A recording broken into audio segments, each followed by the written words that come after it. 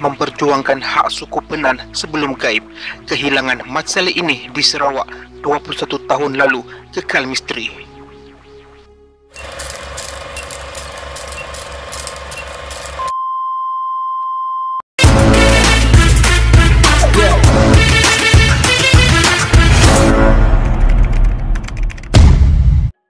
Bruno Manser mungkin nama yang cukup asing bagi kita di semenanjung Malaysia. Namun, bagi penduduk di Kepulauan Borneo atau lebih tepat lagi di Sarawak, nama lelaki ini disanjung kerana pernah memperjuangkan nasib suku Penan di Sarawak. Menariknya, Bruno Manser bukanlah seorang warga negara Malaysia, sebaliknya seorang aktivis daripada Switzerland. Kerana keberanian dan usahanya memperjuangkan nasib orang pribumi suku Penan ini, ramai orang menggelarkannya lebih Penan daripada orang Penan sendiri.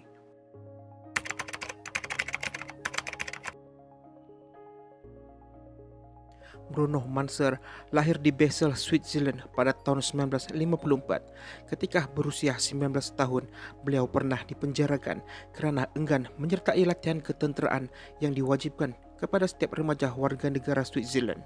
Setelah dibebaskan, beliau bekerja sebagai pengembala haiwan selama kira-kira 12 tahun. Ketika inilah beliau mula memupuk minatnya dalam penghasilan kraft tangan dan ilmu perubatan terapi. Beliau juga mempunyai kebolehan mengikat batu bata, mengukir di kulit, memelihara lebah, menenun dan menghasilkan pakaian dan kasutnya sendiri. Dia juga kerap melakukan pendakian gunung dan pendakian teknikal.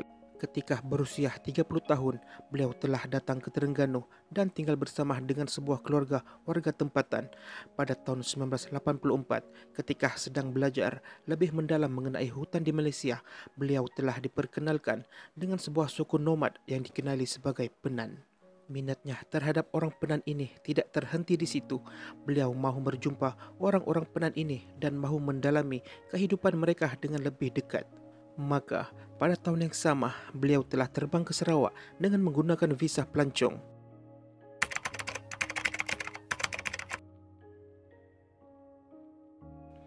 Setibanya di Sarawak, beliau telah menyertai sebuah ekspedisi di Gunung Mulu bersama sekumpulan orang kulit putih.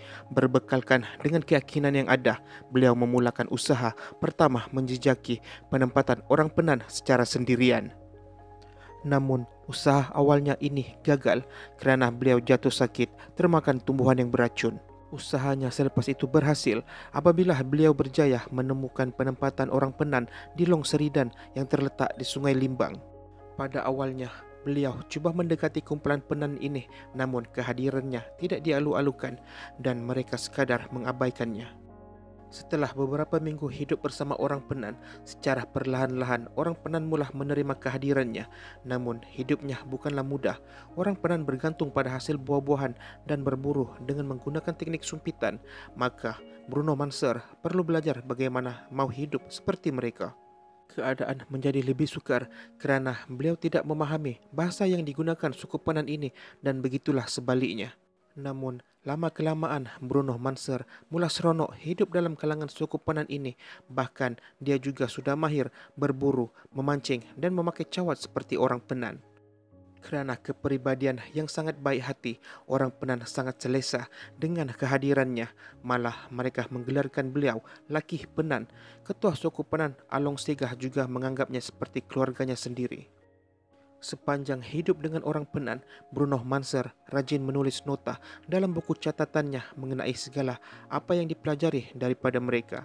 Sementara itu, apabila berita mengenai Bruno Manser ini tersebar, media mula menggelarkannya sebagai Tarzan orang putih.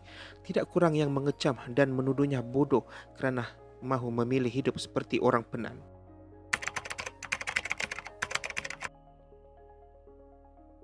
Ketika hidup bersama suku Penan ini, Bruno Manser sedar bahawa suku Penan sangat terkesan dengan aktiviti pembalakan yang berlaku di hutan-hutan di Sarawak. Aktiviti pembalakan ini menyebabkan air sungai yang digunakan tercemar, semakin kurang haiwan yang boleh diburu dan kemusnahan beberapa khazanah berharga di hutan. Bruno Manser dan Along Segah mula mengajar orang Penan ini bagaimana untuk melakukan sekatan jalan bagi menghalang lori-lori bala ini daripada terus mengondol hutan mereka. Selain itu, beliau mula mencari dan menyatukan suku-suku lain di hutan tersebut agar dapat bersama-sama mempertahankan hutan yang menjadi tempat tinggal mereka. Beliau umpama seorang ketua yang mengatur segala strategi dan mesyuarat antara suku-suku berlainan ini. Tindakan ini tidak disenangi oleh beberapa pihak berkepentingan dalam aktiviti pembalakan ini sehingga kan terdapat ganjaran ratusan ribu ringgit bagi sesiapa yang berjaya menangkapnya. Malangnya, beliau tidak dapat tinggal lebih lama di Malaysia kerana visa pelancongnya telah tamat tempoh pada tahun 1983.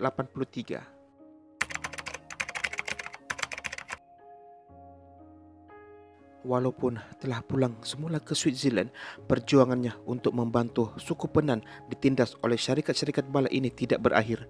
Dia kembali hampir setiap tahun setelah meninggalkan Sarawak untuk memberi bantuan kepada suku tersebut. Kebiasaannya, beliau sering memasuki kawasan-kawasan ini secara haram dengan melintasi sempadan melalui Brunei dan Kalimantan, Indonesia. Pada 17 Julai 1991, semasa sidang kemuncak G7 ke-17, Bruno Mansur memanjat naik ke sebuah tiang lampu setinggi 30 kaki di luar pusat media sidang kemuncak tersebut. Setelah sampai ke puncak, beliau membuka spanduk yang memaparkan mesej mengenai keadaan hutan hujan di Sarawak. Tujuannya tidak lain hanyalah ingin membuka mata masyarakat mengenai nasib suku Penan yang dianaktirikan kerana kerakusan industri pembalakan. Kemudian, pada tahun 1991, Bruno Mansur menubuhkan Bruno Mansur Funds (BMF), sebuah dana yang dirancang untuk membantu memelihara hutan hujan dan penduduk pribumi di Sarawak. Ia menguruskan dana dari rumahnya di Basel, Switzerland. Selain dari mendapat perhatian media, perjuangannya itu juga menjadikannya musuh kepada Ketua Menteri Sarawak ketika itu. Keadaan ini memaksa Ketua Menteri Sarawak pada ketika itu secara terbuka meminta orang luar tidak campur tangan dalam al-ehwal dalam Sarawak. Bruno Mansur juga pernah beberapa kali membuat tawaran untuk bekerjasama dengan pihak negeri Sarawak dalam memperjuangkan nasib suku Penan. Malangnya, surat yang pernah dihantarnya tidak pernah dibalas. Pada tahun 1999, beliau secara senyap-senyap telah masuk ke Kuching, namun kehadirannya tidak disedari polis kerana telah mencukur mukanya dan memakai baju sut. Beliau telah menyewa paraglider untuk mendarat di rumah Taib Mahmud waktu hari raya dan memberikan sebuah kambing mainan sebagai tawaran pendamaian. Akibat tindakannya itu, beliau telah dimasukkan ke penjara dan dihantar pulang ke Switzerland. Walau bagaimanapun, tindakannya ini berjaya menarik perhatian ramai pihak. Beberapa saluran televisyen antarabangsa seperti Universal Studios dan National Geographic mula membuat liputan. Bruno Mansur sedar bahawa perjuangannya semakin lemah apabila suku Penan terpaksa menjual tanah-tanah mereka kepada syarikat-syarikat pembalakan kerana masalah keuangan. Pada tahun 2000, beliau cuba untuk masuk ke Sarawak sekali lagi melalui Kalimantan. Tiada siapa yang dapat menyangka bahawa inilah kali terakhir beliau memasuki Sarawak sebelum hilang secara misteri. Pada 15 Februari tahun 2000, Bruno Mansur dan seorang lelaki Penan telah memulakan perjalanan mereka ke Sarawak. Mereka turut ditemani oleh setiausaha BMF dan sekumpulan kru penggambaran. Selepas satu ketika, hanya Bruno Mansur dan seorang lelaki Penan yang meneruskan perjalanan sehingga ke sempadan Kalimantan. Perjalanan ini mengambil masa kira-kira 2 minggu dengan berjalan kaki, menaki gunung dan menaki bot. Bruno Mansur kali terakhir dilihat membawa beg galas seberat 30 kg oleh rakannya. Mereka menemani Mansur sehingga ke anak kaki bukit Batu Lawi. Bruno Mansur kemudian menyatakan niatnya untuk menaki gunung itu sendiri dan meminta meninggalkannya di sana. Itulah kali terakhir kelibatnya dilihat. BMF dan sekumpulan orang Penan berusaha mencari Bruno Mansur, namun usaha tersebut tidak menemuinya. Namun, tidak ada pasukan pencari yang sanggup mencari di kawasan Batu Kapur Curam sepanjang 100 meter terakhir yang membentuk puncak Bukit Batu Lawi. Ada kemungkinan beliau telah jatuh di sisi gunung, tetapi mayatnya dan barang-barangnya tidak dijumpai. Setelah ekspedisi pencarian tidak membuahkan hasil, Mahkamah Sivil di Basel mengisytiharkan Bruno Mansur mati secara sah pada 10 Mac 2005. Sekian, salam hormat.